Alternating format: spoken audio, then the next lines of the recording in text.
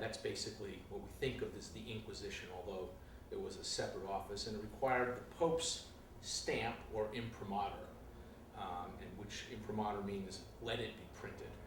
And this is the story about Galileo, the little rascal who presented the book to the papal censor, received the sign-off from the censors. But this doesn't mean the Pope actually read the book, although the Pope was very interested in what Galileo was doing. But Galileo received the imprimatur, and for a variety of fairly complicated and circumstantial reasons, random events happening, he actually made some changes to the book after getting the Pope's approval, which is part of how he got in hot water. And it's a very complicated part of the story. It had to do with quarantines and the plague. He couldn't get the book to Rome, and the censor was playing cat and mouse with him. But this is a song of Galileo saying, I got the stamp, I don't have to take the book off the index, which was prohibited books, and Galileo kind of knowing he was working the system. Was the sort of vampy, campy, fun sound of the song intentional? I mean, was that the way you wanted to present this as sort of, the conception was this rascally thing, and the music sounds like that too. Yeah. Was that, how intentional was this? How did you go about this? It kind of flowed. There are probably 3 or 4 humorous songs that at least I think of. One is Friar's Roast, very dark but very funny. The other is Buy This Book, which definitely had that skirting the system kind of tone to it. And then I think it was Joe and Alan, as we were doing it, said we should go into a breakdown. And I said, what's a breakdown? And I actually learned what a breakdown was, where you actually just kind of stop playing the instruments, and we had a lot of fun with, I think we were clapping hands or whatever. And then Everything's Gonna Be Fine was also in that vein. And so the idea was Galileo didn't really understand the seriousness from time to time of what he was getting into on the one hand. On the other hand, he knew he was treading the line pretty close to going over the cliff. But I think the idea was to lighten it, and particularly part of this was he was using this to speak to his daughter or someone, saying, don't worry about it, everything's going to be fine, would be an example. And in this particular case, it's, you just got the letter from your agent saying you're getting published, and he's kind of dancing around saying, buy this book.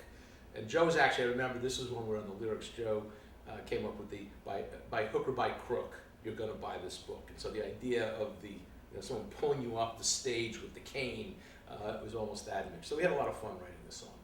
Yeah, I mean, there is a vaudeville vibe to it, almost like that thing with the hook and the stage. Yeah. But it sounds, these kind of songs, even though you portray him as this sort of rascal, using the system, hustler, however way, you still always sound like you like him, no? Oh, you have to love Galileo. It makes you a little mad that, and that's part of the story is we called it the perfect storm.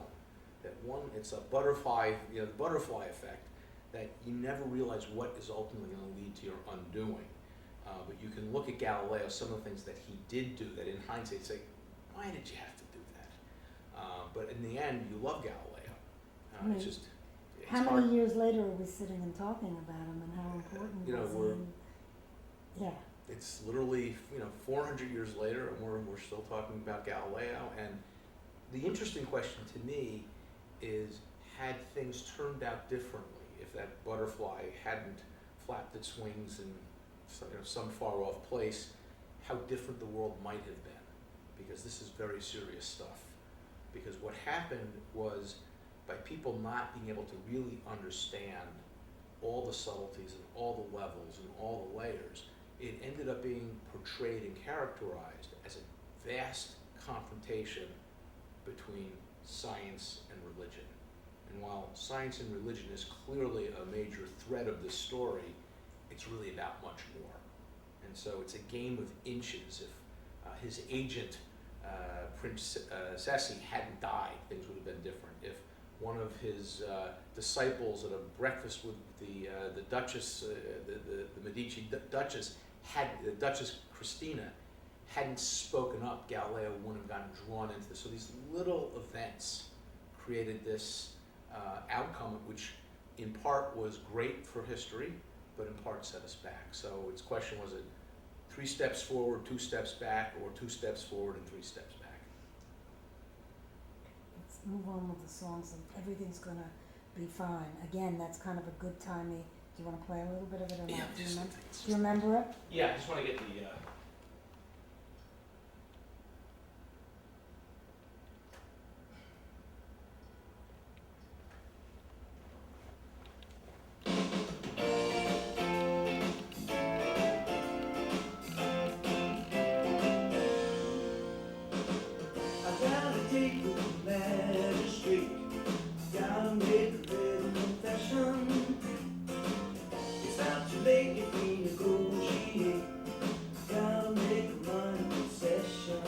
Them with these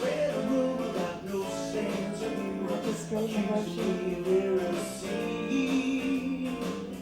Just a vision of holding a vision, showing some humility. Wrote a letter to a duchess about the sun. Shaking things up was so much fun. Is this a rock or a finish? You say I've changed my mind, and everything's gonna be fine.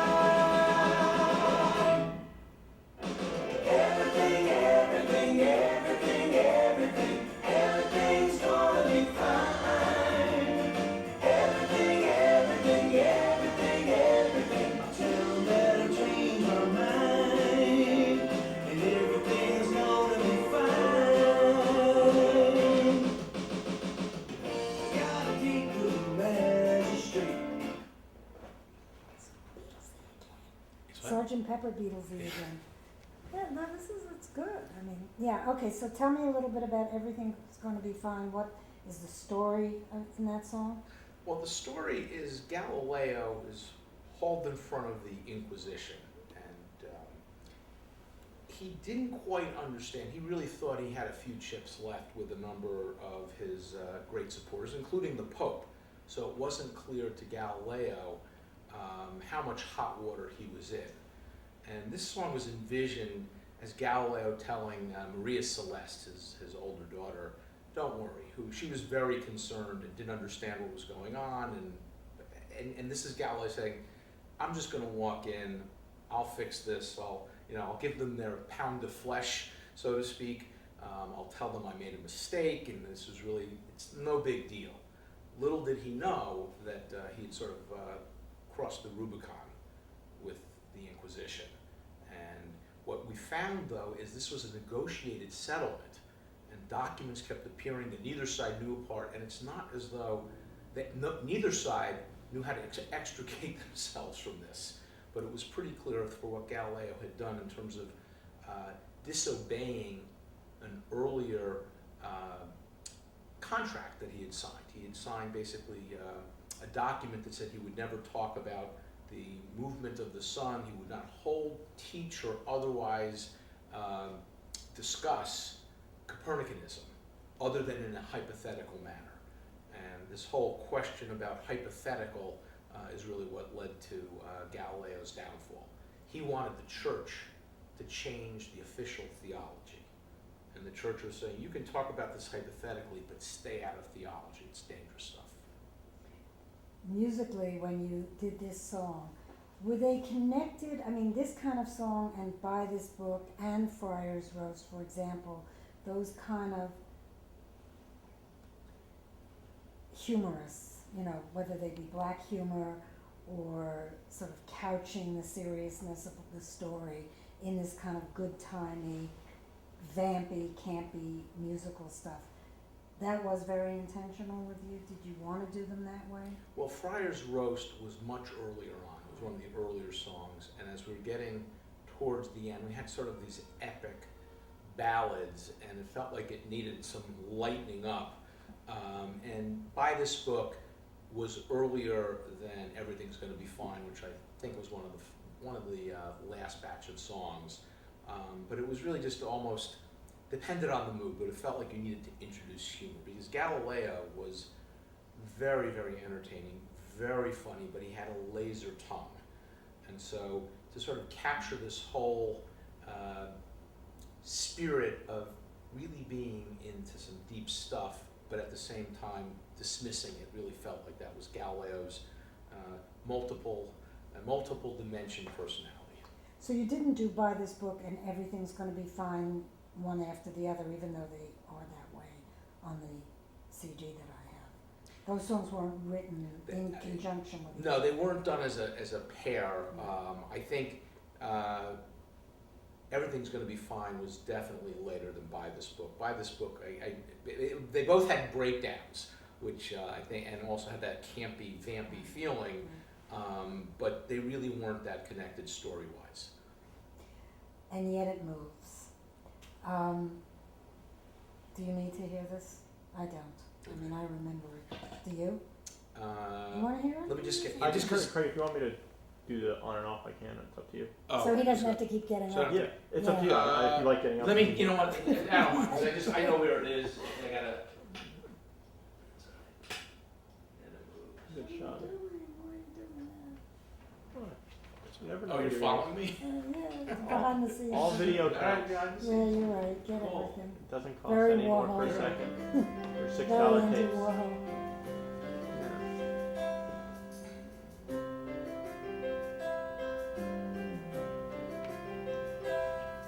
I've done what I can. There's nothing left to say. They don't understand. In my soul has been taken away. It's just an illusion. So hard to prove. They say it's standing still, and yet it moves. I want to actually come back, just listen to the bridge on this, because that was. Yeah, it's an epic song. Okay, before we talk about the music, just tell me, and Yet It Moves, tell me a little bit about the story. What's that song about? A couple pieces of the story that fit into this song all at once. It actually tells a lot of the story. This is really Galileo is now a broken man. He's basically abjured or given his confession in front of the Inquisition. And there's a famous quote, probably the most famous quote about Galileo, which most historians, in fact, I think almost all historians say was an apocryphal quote that he actually didn't say, which is after he's walking out from his trial, having confessed that he had made a mistake and he was sorry and he didn't really mean it. In other words, he threw in the towel. He just did not want to face going to all the consequences of trying to fight this. But the famous line is, "And yet it moves." And the story goes, he taps his foot as he's walking out of the Inquisition, and in Italian it's "E pur si muove," and yet it moves. So this song pulled together this apocryphal "and yet it moves," and even if he didn't say it, or say it at the Inquisition, he certainly was thinking it. And the part of the song, it's Galileo understands that it says it's just an illusion so hard to prove. And the illusion is that the sun is moving and that the earth is standing still. And Galileo is saying, no, it's the earth that's moving. And that the Copernican challenged the established scientific theory. And he's saying, that's just an illusion, but I can't prove it. So he knew he didn't really prove it, but he wanted to get in there and get the credit for proving it. And hence, on many levels, he's a broken man.